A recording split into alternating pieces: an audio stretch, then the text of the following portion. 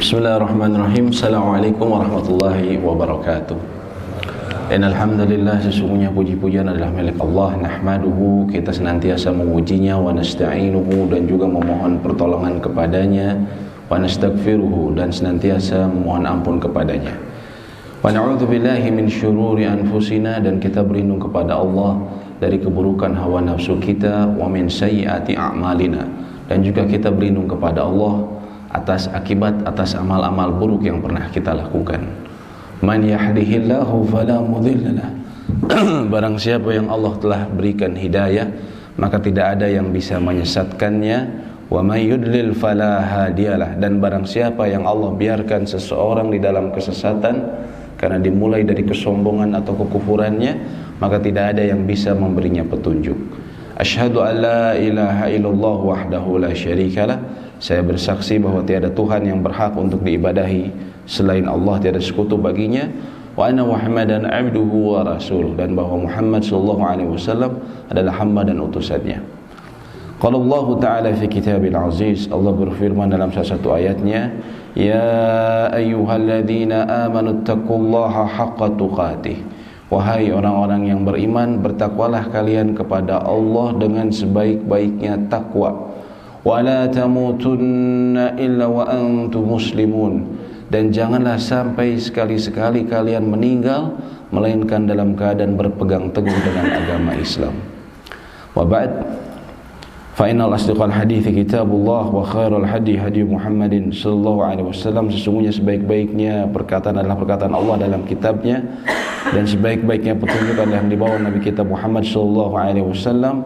Wa syarrul umuri muhdatsatuha, dan seburuk-buruknya perkara dalam agama adalah perkara baru yang diada-adakan. Wa kullu muhdatsatin bid'ah wa kullu bid'atin dhalalah, dan setiap perkara baru yang diada-adakan adalah bid'ah, dan bid'ah akan mengantarkan kepada kesesatan. Alhamdulillahirabbil alamin. Jamaah yang semoga Allah rahmati kita semua, berhubungan dengan ayat yang selalu dibacakan oleh Nabi sallallahu alaihi wasallam ketika beliau membuka khutbahnya, yaitu beliau mengutip wala tamutunna illa wa antum muslimun, dan janganlah sampai kalian meninggal melainkan dalam keadaan muslim. Kita semua tahu bahwa meninggal hanya sekali. Nabi SAW, namun ayat tersebut mengatakan janganlah sampai sekali-sekali. Walaupun cuma sekali, tapi jangan sampai gitu ya, dikasih penekanan wala tamutunna, dan ada tasydid di belakangnya, nun ya, menunjukkan taukid, menunjukkan penekanan. Dalam bahasa Arab menunjukkan penekanan. Janganlah sampai meninggal melainkan dalam keadaan berpegang teguh dengan agama Islam. Karena tentunya kita ketahui ketika seseorang na'udzubillah meninggal di luar agama Islam atau dalam kemunafikan, maka Allah tidak akan menerimanya. Wa may yabtaghi ghairal islami dinan fala yuqbala minhu. Barang siapa yang memilih agama selain Islam, maka tidak akan diterima di sisinya. Walaupun dia memiliki amal segudang yang terlihat oleh manusia, berinfak, dia baik sama orang-orang, orang bilang akhlaknya bagus, ini Masya Allah, ramah tamah, tapi dia tidak memegang agama Islam, atau dia meninggalkan, atau dia melakukan perbuatan-perbuatan yang membatalkan syahadat dia, ya, maka Allah sebutkan orang-orang seperti ini dalam surat Al-Furqan, faja'alnahu haba'an manthura, maka kami jadikan amal-amalnya itu bagaikan haba'an manthura, debu-debu yang berterbangan. Haba ini kata para ulama, kalau misalnya kita di dalam rumah saat gelap, tiba-tiba ada secercah cahaya ketika di pagi hari misalnya, terus dari secercah cahaya itu kadang kita bisa melihat ada debu yang terbang, Pak ya, yang saking kecilnya kita hanya lihat kalau ada secercah cahaya, sekelilingnya gelap, baru kelihatan. Itulah haba katanya. Artinya sama sekali tidak ada nilainya. Begitu pula dengan amal-amalan orang kafir yang walaupun terlihat di hadapan manusia baik. Dan alhamdulillahirabbil alamin, salah seorang dari imam kita ketahui telah mendahului kita. Dan ini merupakan yang kita lihat, beliau merupakan alhamdulillah sosok yang tekun beribadah, maka itu sebuah kebahagiaan. Karena betapa banyak orang yang dilalaikan dengan badan yang sehat dan usia yang panjang, lalu kemudian terlalaikan dari ibadah kepada Allah. Bahkan Allah sebutkan dalam surat Ali Imran ayat 178, wala yahsabanna alladhina kafaru annama numli lahum khairul li anfusihim. Maka janganlah orang-orang kafir itu mengira bahwasanya kami memanjangkan usia mereka. Numli itu artinya memberikan tangguh sebenarnya. Memberikan tangguh berupa usia dan kesehatan. Ya, kadang kita lihat orang-orang kafir, mereka sudah sampai usianya 80, 90, bahkan masih olahraga masih kuat, Pak, ya. Bahkan di Jepang itu usia 90, wanita-wanita di sebagian pedesaan Jepang itu masih bisa menyelam, Pak, ya. Di daerah Okinawa dan segala macam bisa menyelam, subhanallah.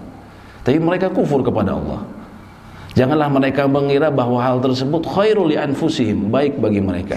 Innama numli lahum liyazdadu ithma. Sesungguhnya kami memanjangkan usia mereka liyazdadu ithma, agar mereka menambah koleksi dosanya, Pak. Na'udzubillah. Menambah koleksi dosanya. Walahum adzabun muhin, dan kelak mereka akan mendapatkan azab yang menghinakan, subhanallah. Berhubungan dengan yang meninggal, terkadang kalau kita merenungi, bahkan azab yang Allah berikan yang menghinakan mereka itu jangan sampai atau belum sampai nanti sampai kiamat, bahkan baru saja mereka meninggal mereka sudah dapat azab menghinakan, Pak, ya.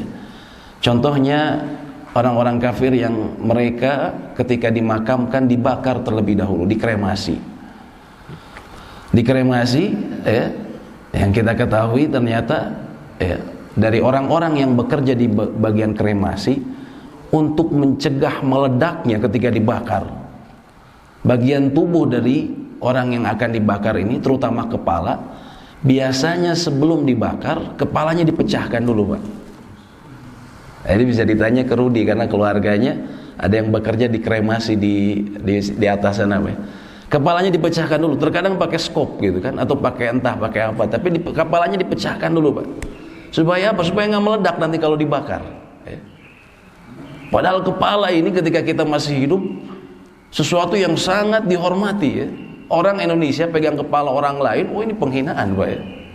Kalau orang Arab dicium kepala orang itu, ulama biasanya dicium. Kalau orang Indonesia pegang kepala orang lain, penghinaan. Kecuali tukang cukur. Tapi ini subhanallah, yang sesuatu yang dihormati, begitu dia meninggal, semua biarpun dia CEO, dia punya perusahaan, orang-orang terkaya Indonesia kita ketahui dari orang-orang kafir, ya, dan mereka dibakar, begitu masuk kremasi kepalanya dipecahin dulu, Pak. Padahal kata Nabi SAW, kathru idhamil rajul au mar'i au kama qala kakasrihi hayyan, kasru idhamil mayyit kakasrihi hayyan. Menghancurkan tulang orang yang meninggal saat dia sudah jadi mayit, Pak, itu seperti menghancurkan tulang seseorang masih hidup, kata Nabi SAW. Diharamkan artinya kita ketika mengurus jenazah kemudian melukai dia, apalagi sampai mematahkan tulangnya, itu diharamkan. Karena kata Nabi SAW bagaikan kakaslihi hayyan, seperti menghancurkannya ketika hidup. Ini bagian terpenting lagi, Pak, kepala, pas ininya dihancurkan dulu, subhanallah, seketika, Pak, ya. Artinya bahkan sebelum dapat azab yang lebih besar di dunia saja, ketika dia akan menuju proses setelah mau dimakamkan, kepalanya atau tubuhnya dihinakan terlebih dahulu. Na'udzubillah. Maka shadaqallahul azim, maka maha benar apa yang Allah firmankan di dalam Al-Qur'annya. Bapak-bapak sekalian, maka kita bersyukur kembali kepada Allah bahwa Allah memberikan kita hidayah untuk bisa mengisi waktu-waktu kita dengan sesuatu amalan yang afdol, antara lain talabul ilm, menuntut ilmu. Karena para ulama antara lain Ibnu Qayyim mengatakan bahwa afdalul hasanat talabul ilm, sebaik-baiknya kebaikan adalah menuntut ilmu agama. Kita lanjutkan pada pertemuan sebelumnya, kita telah sebutkan rukun-rukun sholat, sesuatu yang tidak bisa ditinggalkan sama sekali. Namun sebelum saya melanjutkan, bapak-bapak bila ada yang kemudian mau mengikuti apa yang kami sampaikan, lalu kemudian supaya tidak lupa, saya merekomendasikan menggunakan buku ini, Pak. Fikih Muyassar namanya. Fikih Muyassar. Fikih Muyassar ini sebenarnya kitab, Pak ya, tapi diterjemahkan. Fikih Muyassar ini fikih praktis kalau bahasa kita. Ini yang menulisnya sejumlah profesor doktor dalam bidang hadis dan fikih dari Tanah Suci, dari Kerajaan Saudi Arabia. Diterbitkan, kitab aslinya itu diterbitkan oleh Majma' Malik Fahad, komplek percetakan Al-Quran Malik Raja Fahad di kota Madinah. Pertama dicetak pertama kalinya ya, yang pertama dikeluarkan ya. Jadi bapak-bapak kalau mau mengikuti bisa ini cari di toko buku sekitar 100 ribuan, ataupun nanti bisa nitip juga, insya Allah bisa. Namun untuk memudahkan Pak ya, artinya supaya apa yang kami sampaikan mungkin lupa, nanti bisa cek di buku ini. Walaupun tentunya kami tidak plok ngambil semua dari sini. Kami banyak sekali tambahkan dari beberapa kitab. Cuman buku ini bisa menjadi salah satu pedoman yang memudahkan. Bila kemarin kita berbicara rukun-rukun salat, di antara yang dituliskan oleh para ulama dalam kitab ini, kita sebutkan kembali secara ringkas supaya Bapak ingat ya. Pertama, ketika rukun adalah sesuatu yang tidak bisa ditinggalkan, baik secara sengaja ataupun lupa ataupun ketidaktahuan. Rukun itu sama sekali tidak bisa ditinggalkan dan tidak bisa tergantikan hanya dengan sujud sahwi. Yang pertama kita sebutkan berdiri tegak dalam sholat fardu bagi yang mampu. Berdiri tegak bagi sholat fardu bagi yang mampu. Sama sekali tidak bisa ditinggalkan bila seseorang masih mampu. Kemudian takbiratul ihram di awal sholat, yaitu ucapan Allahu Akbar. Kemudian membaca Al-Fatihah secara berurutan di setiap rakaat bagi imam dan orang yang sholat munfarid ya. Kemudian ataupun juga bagi makmum pada sholat sir ya. Kemudian juga ruku di setiap rakaat dan bangkit dan i'tidal dari ruku dalam keadaan berdiri, dan ini telah kita sebutkan i'tidal yang benar seperti apa yang memenuhi syarat. Kemudian juga ya, yang berikutnya adalah bangkit dari sujud dan duduk di antara dua sujud. Nah, ini yang sering sekali kaum muslimin kesalahan. Dia sehabis sujud, dia duduknya hanya sedikit langsung sujud lagi. Nah, ini kesalahan fatal, salatnya tidak sah. Harusnya dia duduk dulu dengan tenang, dengan tumakninah, duduk yang benar, baru kemudian dia sujud lagi. Kemudian yang berikutnya para ulama katakan tumakninah di semua rukun. Tumakninah, tenang ya. Seukurannya gimana? Seukurannya adalah yang para ulama mengatakan yang membedakan antara gerakan itu dengan gerakan sebelumnya. Sebagian ulama lain mengatakan seukuran kira-kira seseorang membaca zikir terpendek dalam gerakan tersebut atau dalam rukun tersebut ya. Kemudian tasyahud akhir ya, tasyahud akhir asyhadu alla ilaha yang di rakaat terakhir ya, at-tahiyatul ya. Kemudian duduknya juga merupakan rukun. Kemudian mengucapkan salam, dan telah kita sebutkan jumhur ulama bahwa salam minimal satu kali ya, satu kali ke kanan assalamualaikum, maka itu sudah sudah melaksanakan rukun. Namun kita ingatkan lagi bahwa ketika kita menjadi makmum, walaupun satu kali imam sudah sah, tapi makmum tetap harus mengikuti bila imamnya juga salam ke kiri. Dia harus menunggu imamnya selesai. Assalamualaikum warahmatullahi wabarakatuh. Assalamualaikum, baru kemudian dia selesai. Misalnya dia buru-buru mau keluar, maka silahkan. Adapun kata Imam Nawawi, bila imamnya baru salam sekali assalamualaikum, terus dia kemudian ikut salam lalu keluar, maka menurut sejumlah ulama antara Imam Nawawi mengatakan itu membatalkan sholat dia. Akan tetapi harusnya dia mengikuti sampai selesai. Begitu pula seseorang yang masbuk, dia menunggu sampai imam selesai salam ke kiri, baru kemudian dia bangkit. Kemudian juga dilaksanakan secara tertib. Tertib merupakan rukun, sehingga bila kita mendahulukan sujud sebelum ruku, maka kita melakukan atau meninggalkan rukun, sehingga kita harus mengulang ataupun kita rakaat berikutnya dianggap sebagai pengganti rakaat sebelumnya, yang sebagaimana kami telah jelaskan. Sebagian ulama juga ada yang mengatakan ada yang namanya wajib-wajib sholat. Artinya apa bedanya wajib sama rukun? Wajib ini bila ditinggalkan secara sengaja maka dia membatalkan. Tapi kalau lupa maka dia cukup sujud sahwi. Cukup sujud sahwi. Tidak perlu dikerjakan, Pak, tapi cukup sujud sahwi. Kalau rukun dia harus kembali. Tapi kalau yang di sebagian ulama sebut sebagai wajib, dia tidak perlu untuk mengulang, hanya cukup kemudian sujud sahwi. Ya. Apa saja? Ya. Sejumlah ulama mengatakan setidaknya ada 8. Yang pertama adalah semua takbir selain takbiratul ihram, yaitu takbir intikal. Intikal takbir perpindahan, Pak, ya. Bapak dari berdiri menuju ruku, Allahu Akbar, itu takbir intikal. Ya. Bila Bapak sengaja meninggalkannya, ya, memang terdapat khilaf di sini.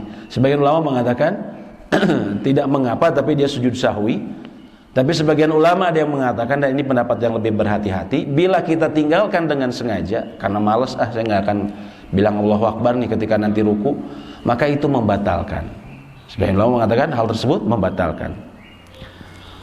Juga ketika misalnya ketika akan sujud, takbir intikal, takbir perpindahan, maka dia akan membatalkan sholat bila seseorang meninggalkannya dengan sengaja. Karena Nabi SAW senantiasa melakukannya ketika sholat. Ucapan dan gerakan juga. Ucapan. Kalau gerakan otomatis. Kalau gerakan pasti otomatis kita bergerak. Tapi namanya takbir intikal, itu intikal itu perpindahan. Allahu Akbar, perpindahan. Oleh karena itu ucapan takbir intikal, para ulama katakan ketika dia berpindah, Allahu Akbar. Bukan sebagian orang karena takut makmumnya mendahului, misalnya imam, pindah dulu baru mengucapkan Allahu Akbar. Akan tetapi para ulama mengatakan karena judulnya intikal, perpindahan, maka pas di pergerakan. Kalau ditakut makmumnya mendahului, maka dia bacanya di akhir, sudah dekat, Allahu Akbar, seperti itu. Tapi bukan Allahu Akbar. Atau misalnya sujud, takbir intikal juga misalnya ketika sujud, karena perpindahan dari posisi i'tidal menuju sujud, intikal. Allahu Akbar ketika perpindahan, bukan kemudian seseorang pindah dulu Allahu Akbar. Biasanya melakukan ini imam karena takut makmumnya mendahului. Tapi sebenarnya karena namanya intikal, intikal itu perpindahan. Jadi dibacanya kalau takut didahului, bacanya nanti pas di akhir-akhir, udah dekat menuju gerakan berikutnya. Allahu a'lam. Imamnya lama. Allahu Akbar, itu Pak, ya.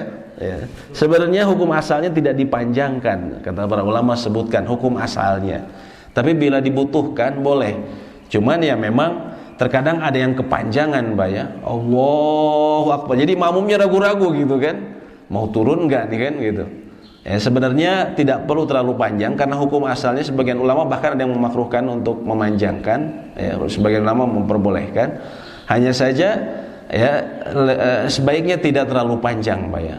Tidak terlalu panjang. Kalau dia misalnya tadi khawatir didahului, maka ya itu tadi, dia ucapkan takbir ketika dia sudah mau mendekati di rukun berikutnya, gitu. Allahu a'lam. Untuk pergerakan yang panjang bisa dari sujud ke berdiri, ya kan? Sujud, ya. Pergerakannya kan lumayan lama tuh. Iya.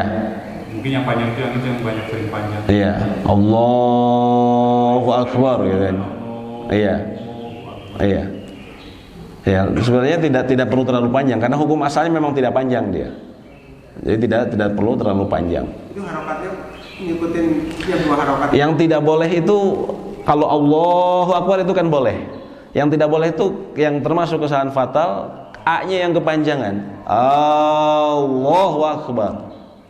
Dan ini banyak, Pak, sebenarnya. Kalau Bapak perhatikan, bukan saja imam, ya apalagi imam lagi dalam sholat lebih ini ya. Muadzin juga banyak seperti itu. Allahu Akbar. Kan kita sebutkan bahwa Allahu Akbar itu artinya naudzubillah. Apakah Allah Maha Besar? Itu sama dengan kalimat pertanyaan. Kalau misalnya kita memanjangkan A-nya itu sama dengan pertanyaan apakah, gitu kan. Nah, ini yang berbahaya. Tapi kalau Allahu Akbar itu boleh. Itu Allahu a'lam bishawab. Kalau Kalau disebutkan atau dibacakan oleh pendamping Mubalig seperti di Masjidil Haram, imam ya di masjid. itu nggak apa-apa, boleh. Terutama itu di masjid yang besar, itu disebutnya mubalig, yang menyampaikan. Mubalig itu kan artinya yang menyampaikan. Mubalig kondang misalnya, itu mubalig itu yang menyampaikan risalah kenabian. Nah, itu yang orang yang kayak di Masjidil Haram itu namanya mubalig. Itu terutama di masjid-masjid yang besar, Pak. Ya, supaya karena kan jamaahnya sampai ratusan ribu, jadi terkadang memang perlu pengulangan. Itu tidak masalah. Itu sah ya, mubalik. Tapi jangan kayak masjid kita kecil seperti ini pakai mubalik gitu kan. Tiba-tiba Pak Ernan ikut Allah gitu. Tidak. Apa? Oh, sebenarnya hukum asalnya imam pertama dia mengucapkan Allahu Akbar, kita sudah boleh bergerak. Sebenarnya sudah boleh bergerak gitu. Itu sebenarnya hanya untuk meyakinkan jangan sampai ada yang tidak terdengar. Kayaknya kalau di Masjidil Haram kan memang suaranya imamnya terkadang Allahu Akbar. Cuman gitu saja. Allahu Akbar. Gitu. Nah, itu memang terkadang butuh penekanan. Makanya biasanya mau balik ini agak memanjangkan memang. Allahu Akbar gitu kan. Dia karena dia ingin memastikan bahwa orang terdengar jelas. Selama memanjangkannya dalam batas yang tidak berlebihan maka tidak mengapa, insyaallah. Kemudian juga sebagian ulama ada yang mengatakan ucapan samiallahu liman hamidah bagi imam dan munfarid itu dianggap sebagian ulama, ya memang di sini terdapat khilaf. Sebagian ulama tapi menganggap hal tersebut merupakan wajib yang bila ditinggalkan dengan sengaja membatalkan. Namun bila tidak sengaja maka kita bisa sujud sahwi. Ucapan samiallahu liman hamidah ya. Kemudian ya ucapan rabbana walakal hamd juga kalau ditinggalkan dengan sengaja bisa membatalkan sholat. Kemudian apa lagi? Ucapan subhana rabbiyal azim ketika ruku. Kalau ditinggalkan dengan sengaja membatalkan, tapi Bapak bila lupa, Bapak cuman gerakannya saja, maka Bapak cukup sujud sahwi. Ya, bedanya sama rukun. Kalau lupa rukunya, maka ini tidak sah. Kita tidak cukup dengan sujud sahwi. Tapi kalau ucapannya saja, maka kita cukup sujud sahwi. Kemudian ketika sujud, ucapan subhana rabbiyal a'la. Maha suci Allah yang maha tinggi. Dan disunahkan tentunya kita mengetahui bahwa menambah tasbih saat ruku ya, dan sujud ini bisa sampai 3 kali ataupun lebih dan disukai bilangan ganjil. Kemudian ketika duduk di antara dua sujud ya, kita membaca minimal kita membaca Rabbik firli. Rabbik firli warhamni warzuqni wa'afini wa'fu'ani, kan seperti itu Pak ya panjangnya. Tapi minimal kita membaca bacaan yang terpendek sebagaimana disebutkan dalam sebuah riwayat Imam An-Nasai dan Ibnu Majah, dan hadisnya disebutkan sahih oleh Syekh Albani bahwa beliau Nabi SAW pernah membaca ketika duduk di antara dua sujud Rabbik firli, ya Allah ampunilah aku. Jadi minimal ketika duduk di antara sujud kita membaca bacaan tersebut. Itu yang minimal, yang tidak minimal yang lengkap itu. Yang lengkap Rabbik firli warhamni warzuqni wa'afini wa'fu'ani, yang seterusnya itu. Iya. Walaupun ada beberapa yang kemudian perbedaan pendapat ulama di akhirnya ya. Redaksinya ada beberapa perbedaan, tapi yang paling pendek Rabbik firli gitu. Termasuk kemarin kami ingatkan ketika sholat jenazah, kalau kita nggak hafal bacaan yang panjang, maka para ulama minimal kita membaca mendoakan keampunan dan juga rahmat bagi jenazah. Mendoakan rahmat dan ampunan bagi jenazah adalah Allahumma gfir lahu warhamhu, ya Allah ampunilah dia dan berilah dia rahmat. Kalau kita nggak hafal Pak, misalnya orang yang keluarganya kan kadang ada yang suka ke masjid, ada yang enggak. Nah kita kasih tahu minimal jangan diem saja, gitu kan? Minimal dia membaca Rabbik firlahu atau Allahumma gfir lahu, ya Allah ampunilah dia warhamhu dan berilah dia rahmat. Jadi intinya yang terpenting kata para ulama ya, di antara doa yang terpenting adalah doa mohon ampunan dan doa mohon rahmat, termasuk untuk jenazah. Kemudian Yang termasuk wajib ini adalah tasyahud pertama bagi selain makmum yang imamnya bangkit karena lupa, ya. Tasyahud pertama. Karena dalam kondisi ini, ya, jadi tasyahud pertama itu kita sebutkan, misalnya sholat 4 rakaat, rakaat kedua kita tasyahud, itu adalah wajib. Artinya ini wajib istilah para ulama, Pak, ya, bukan rukun, ya. Di bawahnya rukun. Kalau rukun sama sekali nggak bisa ditinggalkan. Kalau wajib tadi karena sengaja. Kalau kita tinggalkan sengaja, maka itu membatalkan sholat kita. Tapi kalau kita tidak sengaja, maka kita cukup sujud sahwi. Bila bapak lupa tasyahud awal, ya. Dan kita ketahui bahwa ketika imam misalnya lupa tasyahud awal, maka kalau dia sudah berdiri, maka kita ikuti dia. Adapun kalau dia masih dekat, masih bangkit sejenak, lalu disebutkan subhanallah, dia langsung duduk, maka kita ikut duduk, begitu, Pak, ya. Tapi tidak perlu kalau dia sudah berdiri, dia baru ingat orang bilang subhanallah, dia duduk, tidak perlu. Harusnya dia lanjutkan saja, sebagaimana Nabi SAW dulu pernah lakukan. Kemudian duduk tasyahud awal juga merupakan wajib, ya, merupakan wajib. Itu diantara yang seseorang bila meninggalkannya secara sengaja maka bisa membatalkan, namun bila tidak sengaja maka dia bisa sujud sahwi. Tadi semua takbir selain takbiratul ihram, takbir intiqal, kemudian ucapan tasmi atau sami Allahu liman hamidah untuk imam dan munfarid, kemudian ucapan Rabbana walakal hamd untuk makmum, ya. Rabbana walakal hamd itu buat makmum, bila sengaja dia tinggalkan bisa membatalkan sholat dia.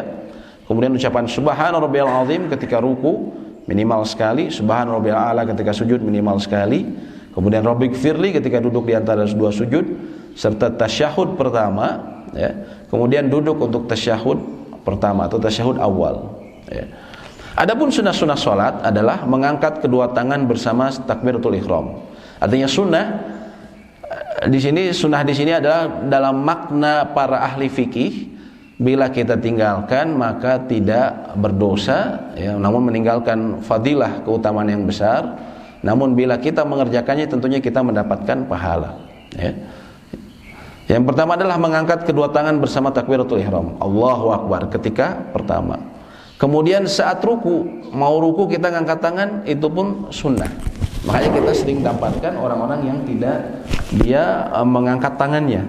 Kemudian juga bangkit dari ruku dan meletakkan kedua tangan sesudah itu. Jadi kita ingatkan lagi bahwa ketika dia ruku Allahu Akbar, ini sunnah, Pak.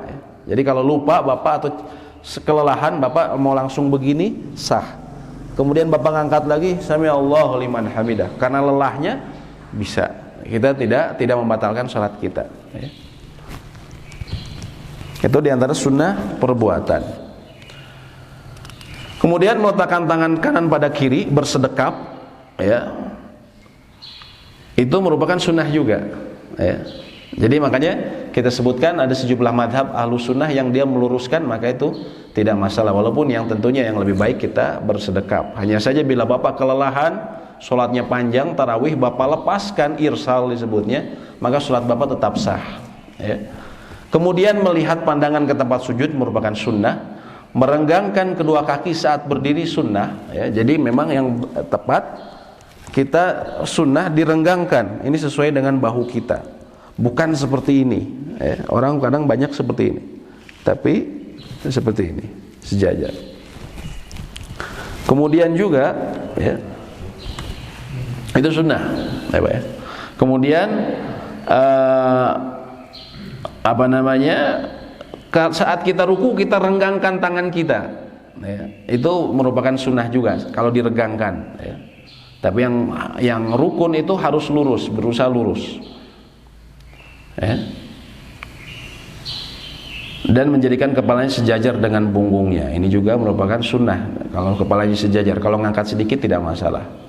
Adapun sunnah perkataan seperti doa istiftah atau doa iftitah. Ulama ini ada yang menyebutnya iftitah, ada yang istiftah. Itu sunnah. Artinya Bapak lupa atau Bapak buru-buru nggak baca iftitah, sah. Kemudian sebagian ulama mengatakan basmalah, ta'awudz, a'udzubillahi minasyaitonirrajim, serta amin. Amin juga kalau kita lupa, maka tidak membatalkan sholat kita. Kemudian membaca surat tambahan setelah Al-Fatihah, kemudian membaca tasbih lebih dari 1 kali saat ruku dan sujud, dan juga doa sesudah tasyahud sebelum salam. Doa misalnya perlindungan dari Dajjal itu merupakan sunnah. Kemudian pembatal-pembatal sholat, para penulis kitab ini menyebutkan apa yang membatalkan toharoh itu membatalkan sholat, karena toharoh adalah syarat sahnya sholat. Maka ia batal, maka sholat pun batal, ya. Sebagaimana kita ketahui kalau keluar misalnya dari kubul dan dubur, maka itu membatalkan sholat kita. Ataupun termasuk sebagaimana saya pernah sebutkan, Nabi SAW pernah melihat salah seorang sahabat, dia sholat Pak, kakinya masih basah, artinya baru wudu.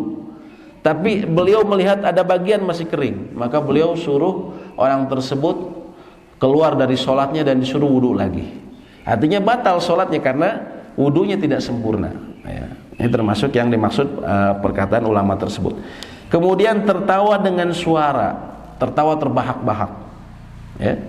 Tertawa terbahak-bahak. Adapun senyum tidak mengapa. Adapun senyum tidak masalah. Tapi kalau terbahak-bahak, mungkin entah karena apa, Bapak ingat apa, ya, terbahak-bahak gitu kan, maka itu membatalkan sholat. Kemudian yang ketiga, berbicara dengan sengaja untuk selain kemaslahatan sholat, ya. Adapun bila berbicara karena lupa atau tidak tahu, maka ia tidak membatalkan sholatnya bila lupa. Tapi lupa pun sebagian ulama mensyaratkan lupanya tersebut tidak terlalu panjang. Kalau lupanya panjang, ya, kayak orang bercerita apa ya, maka itu membatalkan. Tapi kalau pendek, ya, sebagaimana saya sebutkan, ada bapak-bapak dulu di masjid sebelah cerita bagaimana ini ada imamnya lupa bacaan, ngulang 3 kali, nggak keluar, akhirnya bilang aduh, gitu kan, Pak. Bilang aduh, bagaimana ini katanya. Nah, ini aduh karena dia tidak sengaja, maka tidak mengapa. Tapi kalau dia sengaja bilang aduh supaya orang tahu bahwa sebenarnya dia hafal gitu kan, cuman lupa, nah ini bisa membatalkan kalau sengaja. Tapi kalau tidak sengaja karena refleks bilang aduh, maka tidak mengapa. Ya. Tadi dikatakan apa yang membatalkan wudu, membatalkan sholat juga, sholat. Nah, kemarin saya dapat pendapat kalau misalnya kita lagi sholat, habis makan siang misalnya, terus ada yang ngelik gitu di sisa makanan. Pas kita lagi sholat, si sisa makanan itu tertelan, itu batal. Itu gimana? Kalau sengaja terbatal. Kalau sengaja sedikit. Para ulama menyebutkan kalau sedikit, terus kita tidak sengaja tertelan, maka itu termasuk yang dimaafkan. Namun bila sengaja, walaupun sedikit, gitu kan? Tadi semur jengkol enak nih gitu ya. Tanggung gitu kan. Tanggung ya. Kalau disimpan gak enak, dikeluarin malu gitu kan. Sekalian aja dikunyah. Ini membatalkan kalau sengaja. Jadi bagaimana? Dikeluarkan, Pak. Kita boleh keluarkan. Ini termasuk gerakan yang hajat, gerakan karena keperluan. Gerakan karena keperluan tuh boleh, Pak. Apalagi kemaslahatan sholat. Bapak lagi sholat gatel. Ini walaupun bapak sebagian ulama memang ada yang mengatakan batas gerakan itu 3 kali kan, Pak ya, ulama Syafi'iyah. Tapi mereka mengatakan kalau hajat maka tidak masalah. Contohnya gatel, gitu kan? Gatel yang memang kita tidak bisa hindari kan? Kita garuk seperti ini maka tidak masalah, tidak membatalkan sholat kita. Termasuk tadi mengeluarkan makanan, kita keluarkan, sakuin aja, Pak. Seperti itu. Iya. Dan kalau kita sedang sholat, iya, terus tiba-tiba hujan di luar, iya, ada jemuran misalnya gitu ya. Ada jemuran. Mengingatkan misalnya dalam berbatuk keras gitu, mengingatkan orang itu batal. Begitu. Kadang-kadang gitu ya. Iya. Supaya mengingatkan, maksudnya itu jemuran dimasukin gitu, itu batal nggak? Cuman dari mana istri bapak tahu bahwa batuknya itu maksudnya mengangkat jemuran gitu? Jadi itu ya. Udah komitmen. Nanti kalau saya batuk sekali, jemuran ambil gitu ya. Kode ya. Ya. Kalau untuk selain kemaslahatan sholat, ya, Allahu a'lam kan saya. Kalau batuk isyarat seperti itu, Allahu a'lam, saya perlu nanti kita lihat lagi. Tapi kalau bicara yang dia memang di luar kemaslahatan sholat itu membatalkan. Tapi kalau untuk kemaslahatan sholat, misalnya untuk kemaslahatan sholat, sebagian ulama memperbolehkan untuk kemaslahatan sholat, gitu. Ada juga yang dikeraskan, Ustaz. Jadi kalau di keluarga saya dulu misalnya ada apa lagi sholat, jadi di rumah dia mengeraskan suaranya gitu, tiba-tiba Allah Akbar, jadi kita tahu ada apa, misalnya ada bayi di depannya. Oh gitu. Itu gimana? Tidak masalah kalau seperti itu. Karena contohnya ini sholat sir ya, misalnya sholat sir tiba-tiba dia kerasin gitu, itu tidak masalah. Ada tamu ngetok misalnya. Tamu ngetok, ya, nggak masalah. Allahu Akbar, itu kan kita keraskan nggak masalah. Karena hukumnya kita sholat sir, di waktu sholat sir, zuhur dan asar kita keraskan, ataupun kebalikannya di sholat jahar kita sirkan, itu hukumnya sunnah, tidak sampai membatalkan. Misalnya saya di maghrib saya sirkan, jadi nggak sah sholatnya, enggak, dia sunnah. Begitu pula sholat zuhur, terkadang Nabi SAW itu mengeraskan bacaannya, terkadang ya. Sehingga para ulama mengatakan boleh kita membaca zuhur dan asar dengan suara yang dijaharkan selama aman dari fitnah. Aman dari fitnah artinya orang memang sudah paham bahwa memang ini Nabi SAW pernah melakukannya terkadang. Tapi kalau tiba-tiba di sini orang belum pada tahu, Pak Sigit tiba-tiba keras, wah ini aliran baru ini gitu kan. Seperti itu, gitu ya. Jadi tidak mengapa kalau kemudian mengeraskan sedikit dengan maksud ini. Gitu. Membukakan pintu bagaimana? Nabi SAW pernah membukakan pintu. Nabi SAW pernah ketika Aisyah ini, beliau maju ke depan lalu beliau bukakan pintunya dan beliau ini. Tadi bila pintunya di depan rumah, di depan bapak, Pak ya. Bapak di lantai 2 ada pintu, bapak turun dulu, buka. Itu bubar itu. Karena memang kalau kita lihat kamarnya Nabi SAW yang sekarang jadi makamnya beliau, itu kan kamarnya Aisyah. Memang sempit, bahkan disebutkan kata Aisyah itu kalau beliau sholat sujud, terkadang beliau memberikan isyarat kepada kakinya Aisyah supaya beliau menarik kakinya Aisyah karena sempitnya tempat beliau, gitu kan? Ya itu memang kalau tempatnya sempit, gitu Pak ya. Asal jangan gitu aja Pak, lantai 2 Bapak turun dulu, gitu kan? Apalagi istri Bapak bilang Assalamualaikum, Waalaikumsalam, Bapak balik lagi. Lah itu udah bubar Pak. Boleh, termasuk gerakan yang diperbolehkan itu boleh. Ibnu Abdul Bar bahkan menyebutkan ijma, ada yang termasuk ada ular, kalajengking kayak gitu, itu boleh. Kita di depan kita pukul misalnya, itu boleh. Sambil tetap memandang. Bila Bapak, oh enggak boleh. Bapak kalau misalnya di depan Bapak ada sesuatu yang membahayakan, Bapak melihat itu boleh Pak. Termasuk Bapak misalnya ada cucu Bapak, ada listrik di depan, ada colokan listrik, terus Bapak lihat, kemudian menghindarkan diri dia dari itu boleh. Selama Bapak tidak membalikkan badan Bapak membelakangi kiblat, itu boleh. Ya. Kalau dikejar misalnya, Apa? dikejar sama ularnya gitu kan? Ya, kalau itu darurat. Mungkin ekstrim ini contohnya, Ya. tapi kan fikih mungkin. Tapi memang disebutkan yang diperbolehkan itu membunuh ular, kalajengking kalau di depan kita ya. Kita bisa bunuh dia, bunuh gitu. Tapi kalau kita nggak bisa bunuh ya lari saja Pak. Termasuk keadaan darurat. Termasuk keadaan darurat. Ya. Gempa ya kemarin. Apa Pak? Iya. Kalau ada yang jantungan, itu bagaimana? Ada yang jantung, ya. Ya. Siapa yang Imamnya atau makmumnya yang jantung? bisa kemungkinan imamnya? Kalau imamnya nanti ada yang bantu secukupnya orang, misalnya 1 orang sudah cukup, atau memang butuh kira-kira 2 orang, ada yang membatalkan, tapi yang 1 harus ada yang menggantikan ke depan. Diteruskan sholatnya. Jadi yang membatalkan cukup orang yang membantu dia. Itu dalam kondisi darurat seperti itu. Dan nanti dia bawa bopong, misalnya orangnya mau dibopong, melewati jemaah-jemaah yang sedang sholat tidak masalah. Karena telah kita sebutkan bahwa yang tidak boleh dilewati itu adalah sutrohnya imam, apa yang ada di hadapan imam. Adapun makmum itu boleh dilewati Pak ya, kalau dalam sholat berjamaah.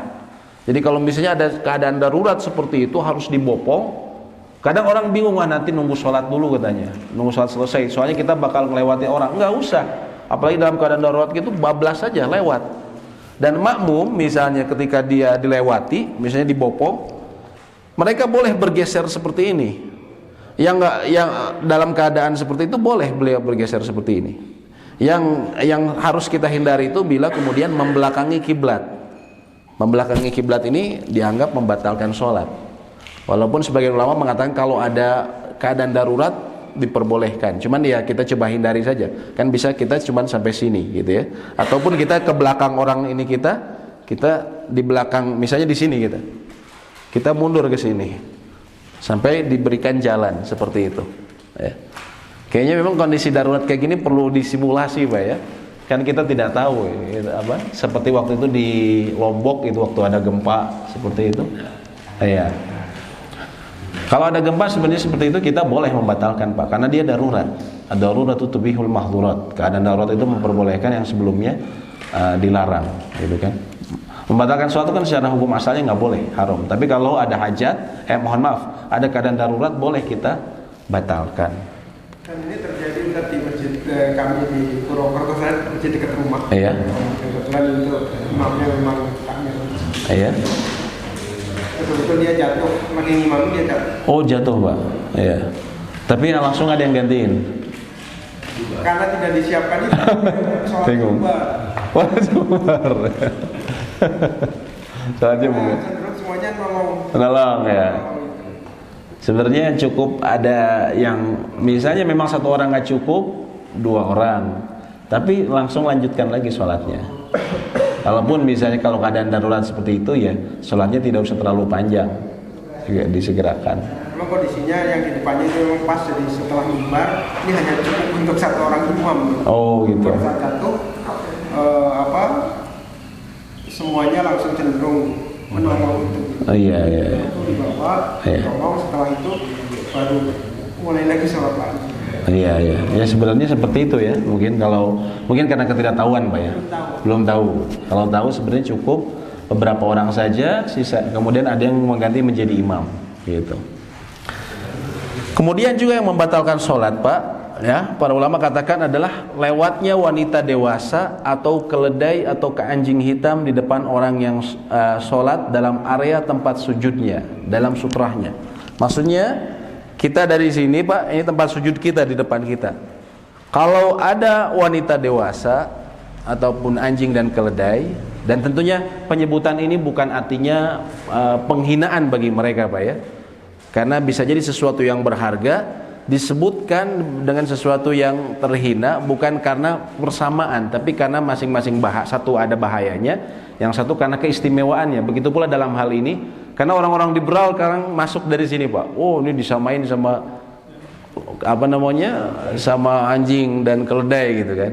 Padahal enggak. Tapi intinya kalau mereka lewat, Bapak makanya hati-hati kalau Bapak lagi sholat, istri Bapak lewat ke sini tempat sujud Bapak, ini membatalkan sholat. Ya.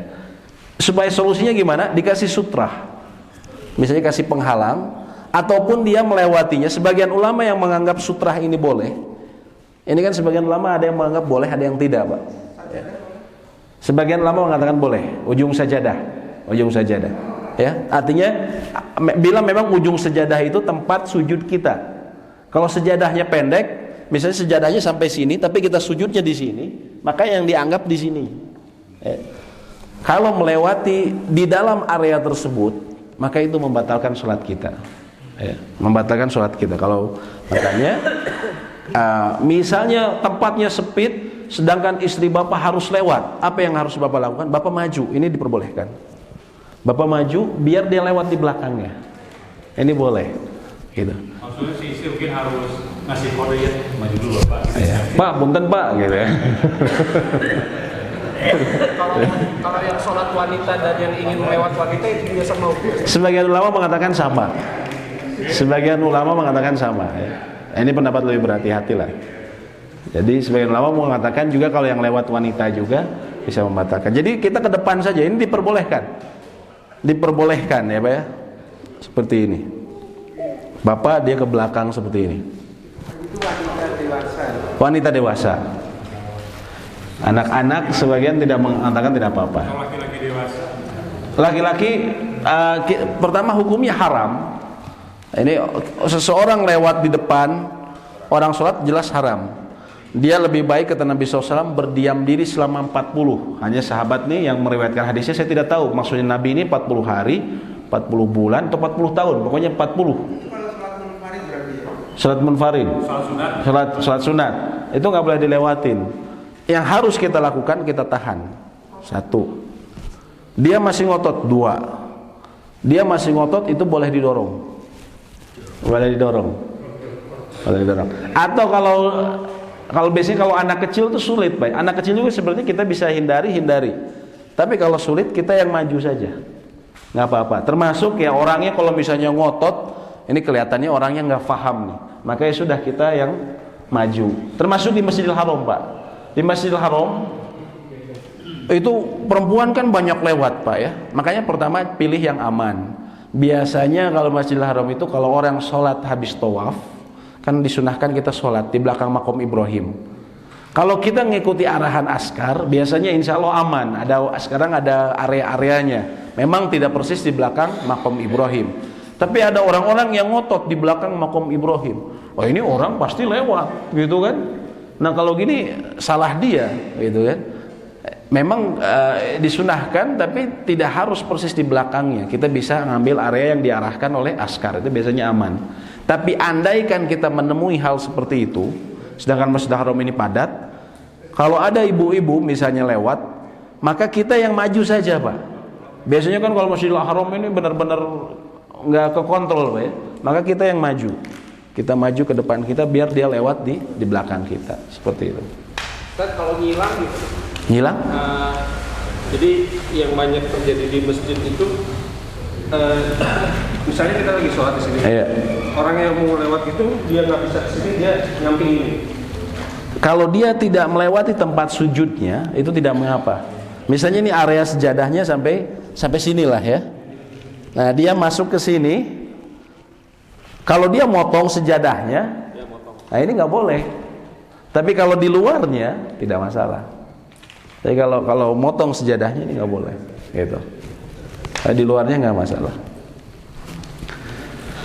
Kemudian ya makanya disunahkan kita memang pakai sutra. Sebagian ulama juga menganggap tadi ujung sejadah. Nah kalau ada orang lewat depan sejadah kita, maka kita harus tahan.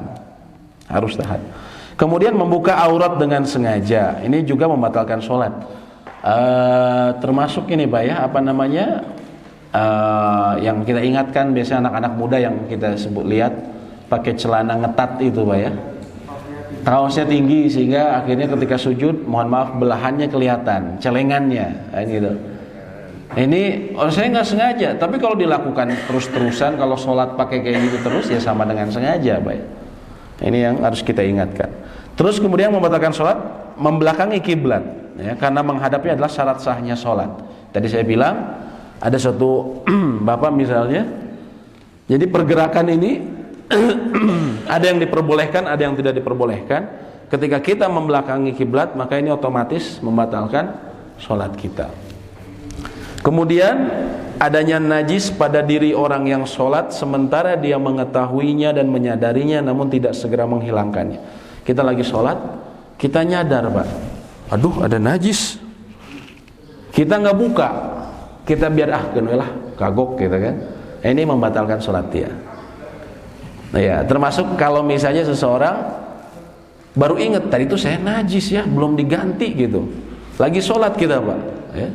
Maka kalau dia tidak membukanya, ya misalnya dia di luar, dia bisa buka, maka dia buka. Lagi sholat, kita ingat, aduh tadi kena kencing anak nih. Maka ini diperbolehkan. Di dalam, Mas mau di celana dalam, Pak ya?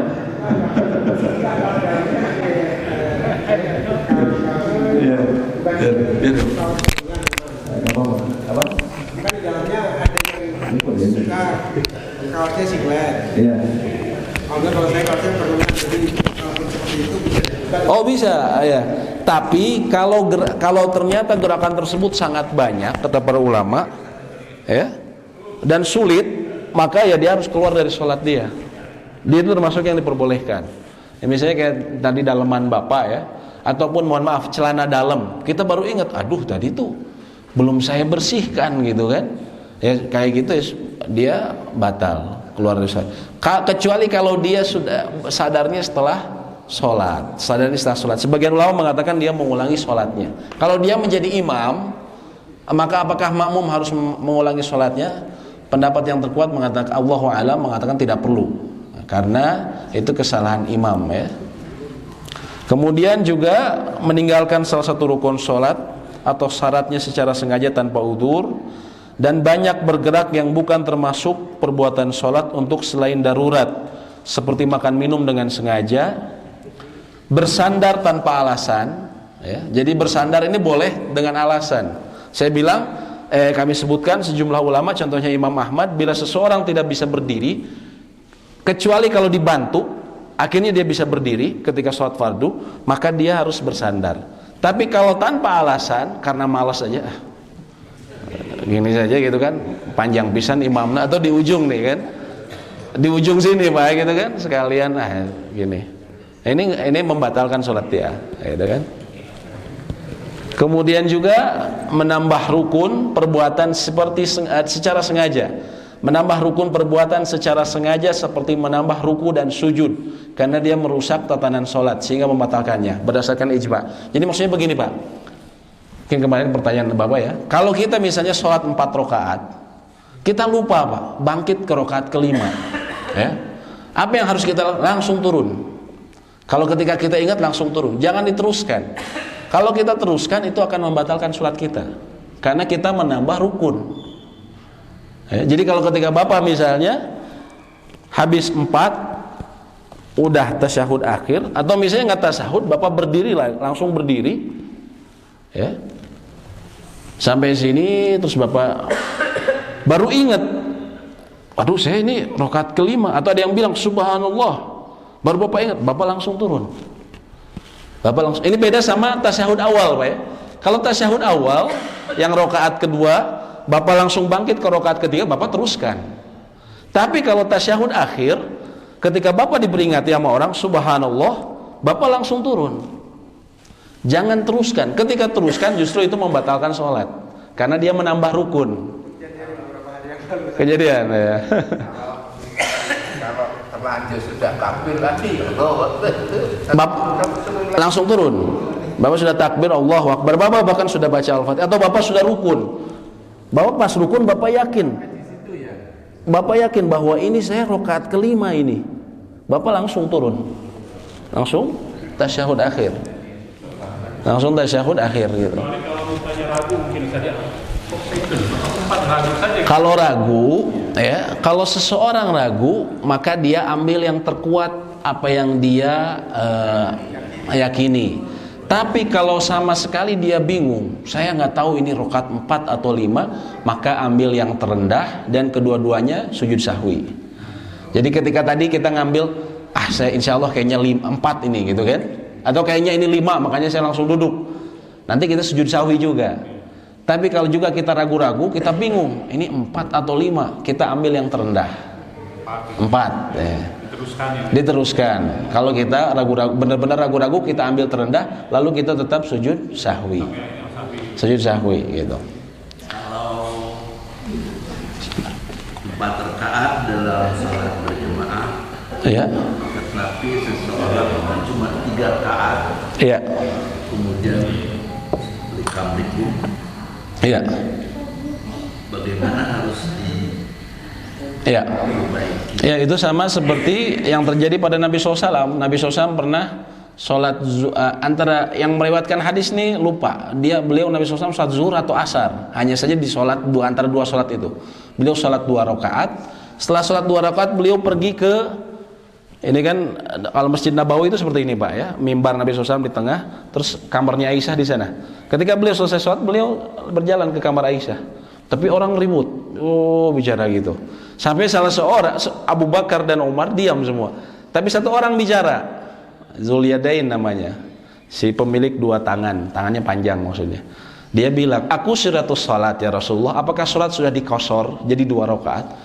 Terus Nabi SAW mengatakan, "As-sadaqu Dzul-Yadaini, apakah Dzul-Yadaini ini benar?" Perkataannya, "Ya, Rasulullah, engkau sholat 2 rakaat." Lalu kemudian apa yang beliau lakukan? Beliau kembali ke tempat sholatnya. Lalu kemudian beliau langsung takbir, menyempurnakan 2 rakaat lagi. Kemudian beliau sujud sahwi setelahnya. Jadi kalau bapak yang harusnya 4 rakaat, bapak 3 rakaat, ketika bapak diberitahu, walaupun bapak sudah ngobrol sama orangnya, Pak Ernan tadi sholat 3 rakaat. Oh masa? Betul gitu kan? Bapak udah ngomong kayak gitu, bapak cukup berdiri lalu menghadap kiblat, menyempurnakan 1 rakaat lagi. Tidak perlu langsung, tidak perlu 4 gitu kan? Seperti tadi Nabi SAW lakukan. Ya. Itu batasan waktunya berapa? Para ulama mengatakan kalau masih sebentar secara adat ya, maka kita kerjakan. Tapi kalau sudah kelamaan, ya, udah pulang, udah mandi, makan gitu, tiba-tiba datang WhatsApp, Pak, Bapak. udah. Tapi kalau secara uruf, secara adat itu lama, ya, maka dia mengulang dari awal sholatnya. Tapi kalau masih sebentar, kira-kira ini, maka dia kemudian cukup sempurnakan, gitu ya. Oh enggak, kalau bapak masih bentar, yang paling terbaik mengikuti sunnah Nabi SAW saja, sempurnakan saja. Karena beliau seperti itu, beliau sudah berbicara, beliau sudah berjalan menuju rumahnya, menuju kamar Aisyah, lalu sudah berbicara seperti itu, tapi beliau datang kembali dan kemudian hanya 2 rakaat saja. Itu yang terbaik. Namun kalau sudah jauh sekali waktunya, maka kita mulai dari awal. Kemudian juga mendahulukan sebagian rukun atau sebagian yang lain secara sengaja, maka ini membatalkan sholat, gitu kan? Kemudian salam sebelum waktunya dengan sengaja. Kemudian salam sebelum waktunya ya, artinya mungkin kita belum selesai mengucapkan tasyahud, kita lupa, bapak lupa sebelum mengucapkan tasyahud, ya. Kalau lupa, bapak memang bisa kembali lagi, bapak salam sebelum asyhadu alla ilaha illallah, bapak sudah salam duluan, maka bapak cukup kembali lagi, lalu kemudian membaca secara sempurna. Tapi kalau sengaja membatalkan, sebelum asyhadu alla ilaha illallah bapak langsung salam duluan, itu membatalkan. Kemudian mengubah makna bacaan secara sengaja, yaitu bacaan Al-Fatihah. Kalau kita mengubah makna secara sengaja, ya, membacanya secara sengaja tidak benar, maka itu membatalkan sholat. Dan juga ulama menyebutkan membatalkan niat disebabkan ragu-ragu membatalkan sholat, dan membulatkan tekad membatalkannya karena kelangsungan niat merupakan syarat. Jadi ketika bapak ada niatan untuk keluar dari sholat, ya, kemudian bapak bila merasa, saya mau keluar nih, ketika bapak benar-benar mudah membulatkan tekad, maka itu sudah otomatis membatalkan sholat, ya. Dan sedikit mengenai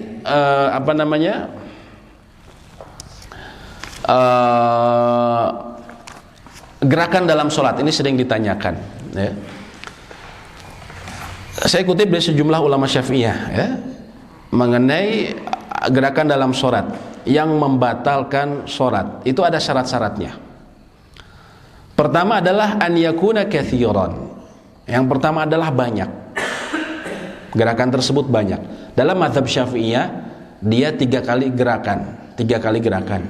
Namun dalam mazhab lain mengatakan tidak, karena memang tidak disebutkan oleh Nabi SAW beliau membatasi 3 gerakan, tapi gerakan banyak secara uruf, secara adat.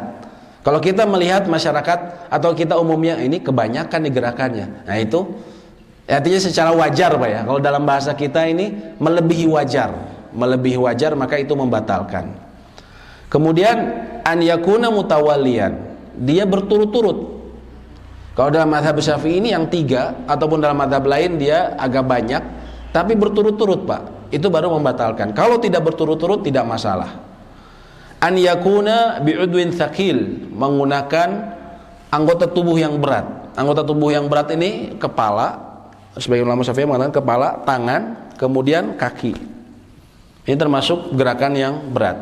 Adapun kayak mata gini Pak ya, Bapak nggak melebihi normal, bapak ngicepnya gitu kan, ini nggak masalah, ya. Kecuali sebagian ulama mengatakan kalau dia bermain-main, ada yang lewat, dia ngicep tapi ngicepnya ngahereyan Pak, Nah, ini membatalkan, kata bisa. Sebentar, sedikit lagi, satu lagi Pak ya. Sepertama, kemudian an yakuna li ghairi hajatin, ya. Dan juga dia melakukannya tanpa hajat, ya.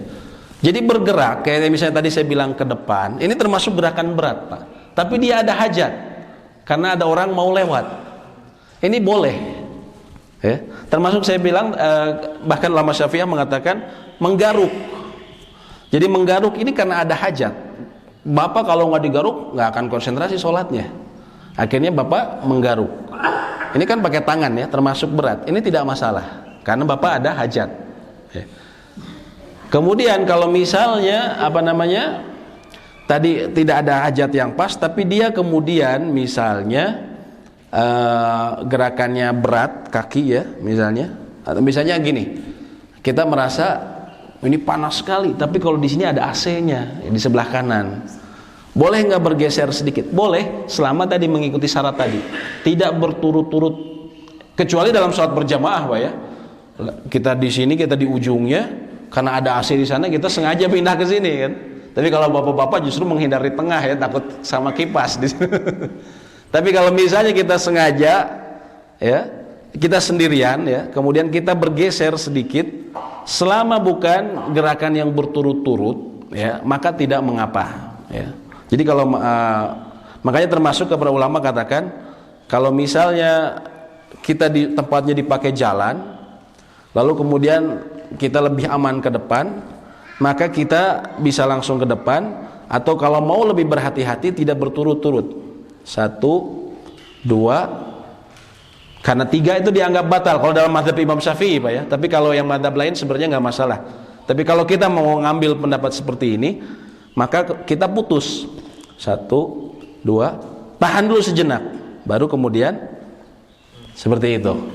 Memang misalnya jalan kita dilewati seperti itu ya. Ini gerakan yang termasuk membatalkan. Termasuk ya, para ulama katakan ada satu gerakan yang juga membatalkan. Contohnya apa? Seseorang loncat. Misalnya habis ruku ini, habis sujud dia langsung nggak tahu kenapa ini pingin loncat gitu kan. Nah, ini jelas membatalkan ya. Ataupun misalnya gerakan yang memang tidak ada faidahnya, seperti kata para ulama memukul. Ini satu kali tapi membatalkan, dianggap membatalkan.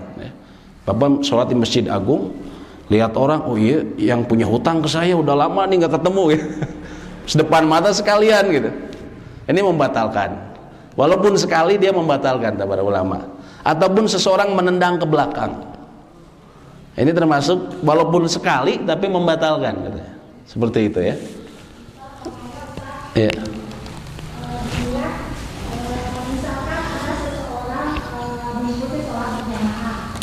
Kemudian pada rakaat ketiga atau keempat dia batuk, kemudian tidak sempurna pembacaan ayat-ayatnya dalam sholat itu.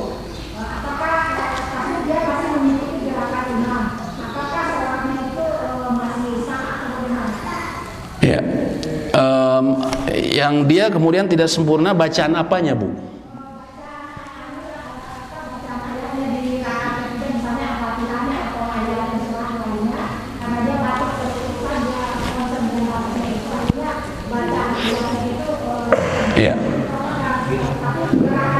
Ya, kalau misalnya di luar Al-Fatihah, surat-surat, maka itu tidak masalah.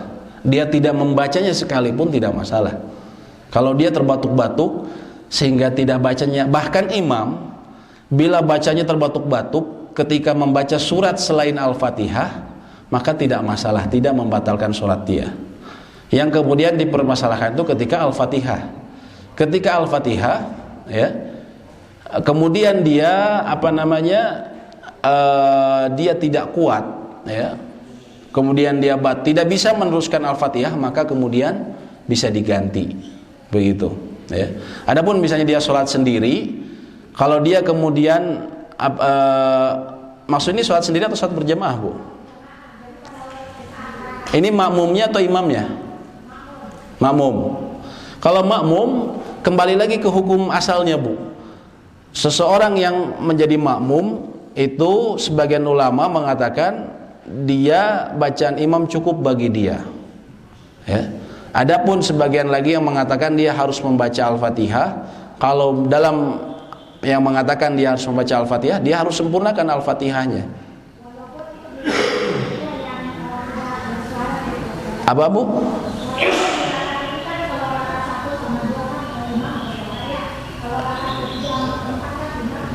Tidak bersuara. Ya. Ya. Walaupun dia misalnya, jadi begini kan Pak, Bu ya. Jadi kalau misalnya dalam catatan dalam mazhab Imam Syafi'i, makmum tetap dia membaca Al-Fatihah. Dalam mazhab lain tidak perlu ya. Kecuali dalam sir dia berusaha untuk membaca Al-Fatihah. Namun andaikan imamnya sudah keburu ruku, dia batuk-batuk terus belum sempat menyempurnakan Al-Fatihahnya, apakah dia harus menyelesaikan Al-Fatihahnya atau ruku? Jawabannya para ulama mengatakan antara ini dijawab. Pertanyaan sama kira-kira pernah ditanyakan kepada Grand Mufti di Tanah Suci Saudi Arabia, Syekh Abdul Aziz bin Baz. Beliau mengatakan dia ikuti imam. Dia ikuti imam. Kenapa? Karena sudah ijma, sudah sepakat para ulama, antara dikutip sama Imam Ahmad dan Ibnu Abdul Bar, bahwa barang siapa mendapatkan ruku imam bersama imam, dia yakin dia ruku bersama imam, maka dia telah dianggap mendapatkan 1 rakaat. Lalu bagaimana dengan yang sebelumnya? Yang sebelumnya tentunya lebih berhak, gitu kan? Dan ini ijma, udah sepakat para ulama. Ya. Jadi kalau seseorang dia belum sempat selesai, kalau kita masbuk ataupun karena batuk-batuk, kita belum sempat selesai Al-Fatihahnya, maka kita tetap ikuti imam. Justru ketika kita misalnya ngotot ingin menyempurnakan Al-Fatihah kita, kemudian imamnya sudah ruku, lalu kemudian imamnya bangkit, kita ketinggalan 2 rukun. Sebagian ulama mengatakan itu membatalkan sholat dia. Ketika kita ketinggalan jauh dari imam. Ya. Kalau 2 rukun itu bisa membatalkan. Kalau 1 rukun ada ulama mengatakan makruh, ada mengatakan batal. Ya. Seperti itu. Makanya kalau kita datang sholat terlambat juga, maka kita ikuti sesuai dengan keadaan imam. Bukan kita kemudian imam lagi sujud, lagi ruku, kita takbir, kita baca Al-Fatihah sendiri, lalu ruku sendiri. Tidak, tapi kita cukup takbir, Allahu Akbar, lalu kita ikuti sesuai dengan keadaan imam. Seperti itu. Jangan kita kemudian membaca sendiri. Allahu a'lam. Bagaimana Pak? Itu kan kita dari apa? Geraknya. Iya. Itu pernah di Arab itu orang sholat matanya tuh melihat ke sana ke sini gitu. Itu kan gerakan itu udah batal ya. Enggak, makruh. Kalau mata makruh, Pak. Kalau apalagi kalau nggak ada hajat itu sangat dimensi. Ya. Kalau ada hajat boleh tanpa ada kemakruhan. Karena Nabi SAW pernah melihat ke depan. Beliau lihat ke depan ketika ada salah satu pasukan yang beliau utus datang. Beliau melihat ke depan, melihat pasukan tersebut. Ini boleh kalau kita ada hajat. Ya misalnya tadi saya bilang bapak ada cucu bapak di depan, dia main listrik, bapak lihat dia. Atau misalnya seorang ibu bawa anak, takut anaknya kabur, dia lihat sekali-sekali mengawasi, itu boleh. Karena ada hajat, gitu. Itu boleh. Yang tidak boleh itu, yang makruh itu kalau dia nggak ada hajat, dia culang-cileng gitu kanan kiri. Siapa aja yang datang ya, gitu kan. Cari handphone gitu kan. Ya kalau handphone dia simpen di sini, terus dia lihat ada hajat, takut diambil orang, itu diperbolehkan kalau ada hajat Pak ya. Kalau ada hajat. Gitu. Allahu a'lam. Iya, maka Pak. Ini batasan menyatukan sholat sunat untuk Bapak disebutnya. Apa Bu? Apa Pak? Batasan menyatukan sholat sunat. Iya. Kita sholat subuh sama tahiyatul masjid gitu. Iya. Itu kali karena caranya sama. Iya. Batasannya berapa untuk berapa sholat gitu. Untuk berapa sholat? Iya. Misalnya sholat dulu, sholat. Oh, ada berapa? Sholat hajat misalnya. 2 niat sekaligus, 3 niat sekaligus. 3 niat sekaligus ya. Allahu a'lam. Sebagian ulama mengatakan ya,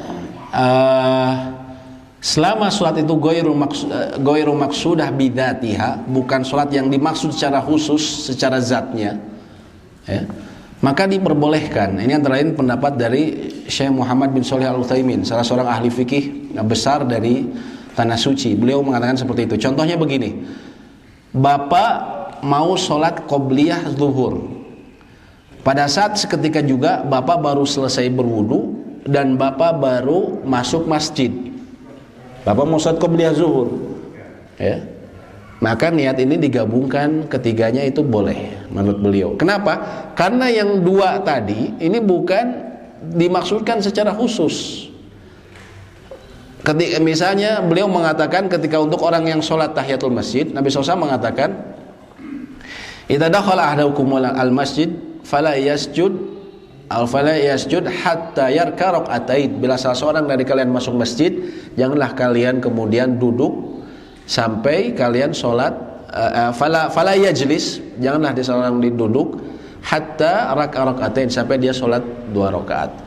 Yang penting artinya sholat. Begitu pula syukurul wudu. Syukurul wudu itu dianggap yang penting kemudian kita sholat, ya. Allahu a'lam, menurut Syekh Muhammad Shalih Al-Utsaimin itu diperbolehkan. Kayak misalnya tadi bapak niat qobliyah zuhur, kemudian syukur wudu. Karena qobliyah bapak zuhur ini itu termasuk syukur wudu juga dan termasuk tahiyatul masjid juga, gitu. Karena tahiyatul masjid ini tidak khusus dimaksudkan, yang penting sholat, gitu kan. Ketika masuk masjid yang penting sholat, ya. Sujud, ruku, kemudian sujud, ini semua disepakati dia rukun, nggak bisa ditinggalkan. Jadi kita tetap bisa sholat sendiri, sholat kita sah. Tapi kalau kita nggak ruku, padahal seharusnya kita bisa ruku di tempat tersebut, ini malah sholat kita nggak sah. Jadi percuma kita ikutan juga, sholat kita nggak sah. Jadi pada saat seperti itu kita nunggu sampai selesai baru kita sholat. Jangan memaksakan ikut sholat berjamaah, tapi kita nggak ada tempat, maksain, gitu kan? Seperti itu. Sampai rukunya akhirnya cuma gini aja, gitu kan, Pak? Biasanya kalau Jumatan ya. Yang lucunya gini kan, Pak, saking orang nggak ngerti, Pak, ya, Jumatan itu belakangan banyak foto viral. Dia sholatnya di tangga masjid, Pak. Tapi kan tangga masjid memanjang ya, bukan ke depan. Jadi dia menghadap kiblatnya ke sana, sujudnya ke sana. Astagfirullah. Ini udah ngarang saja, Pak, ya. Satu pertanyaan tadi yang sholat sunnah kan bisa meneruskan berjamaah. Iya. Kan nilai berjamaah itu beda dengan sendiri. Itu kalau kita hindarkan kita sendiri itu nilainya gimana?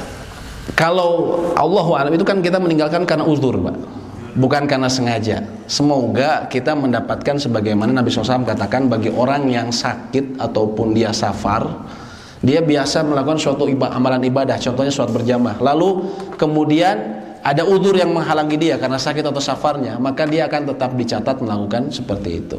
Ya, kita berharap seperti itu, Pak, ya, tetap dicatat. Kan karena kita uzur bukan sengaja, ya. Gitu. Kita hanya, walaupun misalnya memang ini kita turun grade-nya lah ceritanya, derajatnya. Tapi kalau kita nggak melaksanakan rukun, malah kita nggak sah sholatnya. Gitu.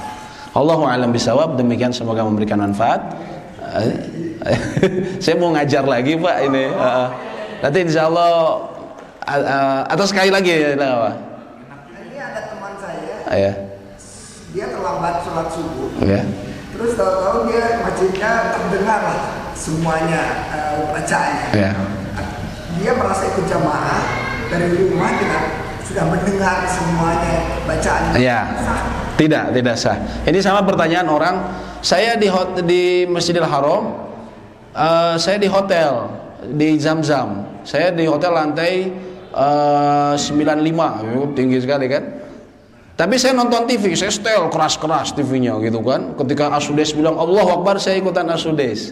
Apakah itu kan sah enggak, katanya? Jawabannya kata para ulama Tanah Suci tidak sah.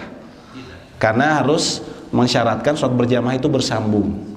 Kalau misalnya Bapak saking penuhnya masjid, lantai dasar misalnya Zamzam Tower ini, Royal Clock ini dipakai bawahnya, Bapak sholat di situ, kan dia nyambung dari depannya, nyambung, Bapak boleh di situ. Ini penuh. Kemudian saya di lantai bawah udah penuh, kita ke lantai 2 itu boleh. Ketika lantai 2 penuh, kita ke lantai 3 itu boleh. Tapi kalau ini nggak ada sambungan, tiba-tiba kita di lantai 10 kita sholat sendirian pakai TV, ini nggak sah. Gitu. Allahu a'lam bishawab, ya. Demikian yang bisa kami sampaikan, semoga memberikan manfaat. Wa akhiru da'wana alhamdulillahirabbil alamin. Subhanakallahumma wa bihamdika asyhadu an la ilaha illa anta astaghfiruka wa atubu ilaik. Assalamualaikum warahmatullahi wabarakatuh.